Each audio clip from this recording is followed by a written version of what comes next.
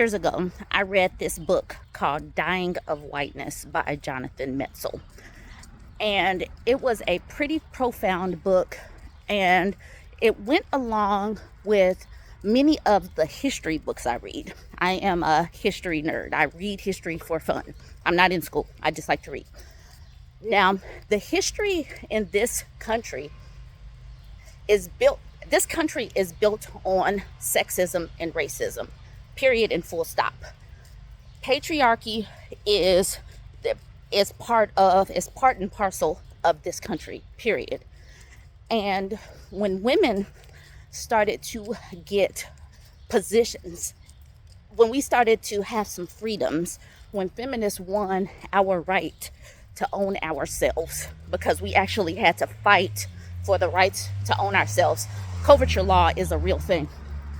That is when men started failing and flailing, because in a patriarchy, men are in charge. In a patriarchy, the roles go, men are supposed to provide and protect.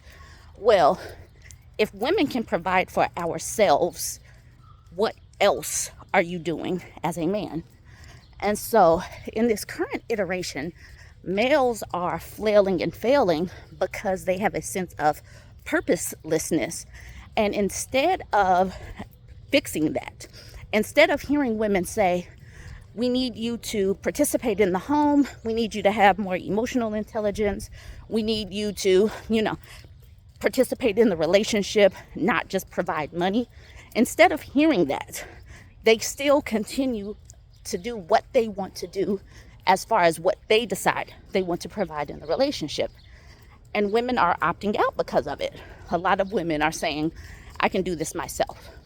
You can see the numbers skyrocketing with women getting their conceal and carry as well. Women are outpacing men in enrollment in college and graduating from college. And we have been since the obstacles were released. So the depths of despair for men, especially white men, are crazy. White men make up 75% more of the unalivings when compared to all of the other groups, the aggregate other groups of everybody else, white men. Because at this particular point, everybody can compete, and mediocre isn't being masked as much. And so when they are hitting middle age, they are really struggling. So these numbers don't surprise me. Historically, other groups were held down artificially, not because other classes were better or stronger or smarter or more creative. No, they were legislated. We were legislated to be underneath.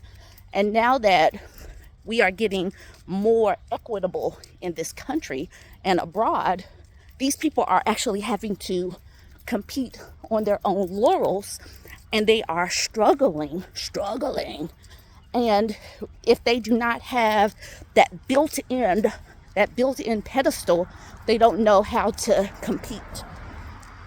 So between Jonathan Metzl's Dying of Whiteness and this Richard Reeves book that is talking about these men having male malaise and purposelessness, you would think that these dudes would want to attempt to find some purpose.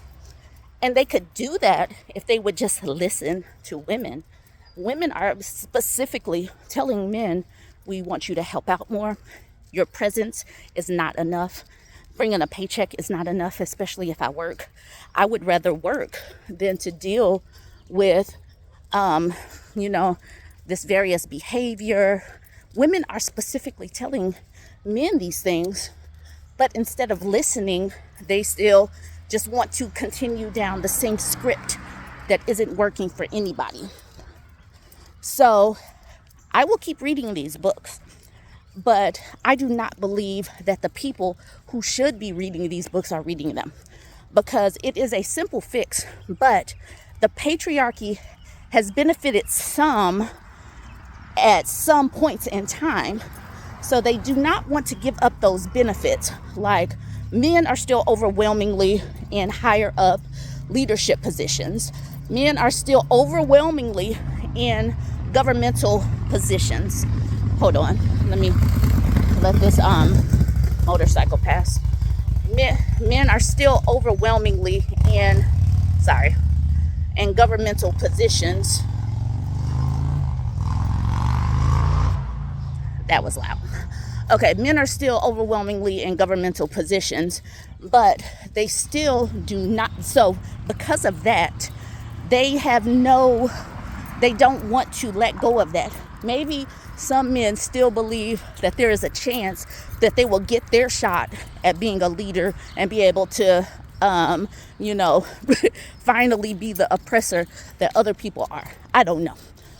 But regardless, it's not working for the average man. It's not working because the gap between the people that are in charge, the gap between the wealthy and then just the normal people, it's not working. But they don't want to get out of those boxes, because then they would have to admit, these people would have to admit that they had artificial pedestals that other people didn't have. And now that there is a leveling of these pedestals, they can't compete. But instead of admitting that they had some kind of head start, they just off themselves. Isn't that sad? But regardless, I am an outside person. I'm sitting on the outside. I can't fix it as a woman, because these people don't listen to women anyway. They simply do not listen to or value women's input.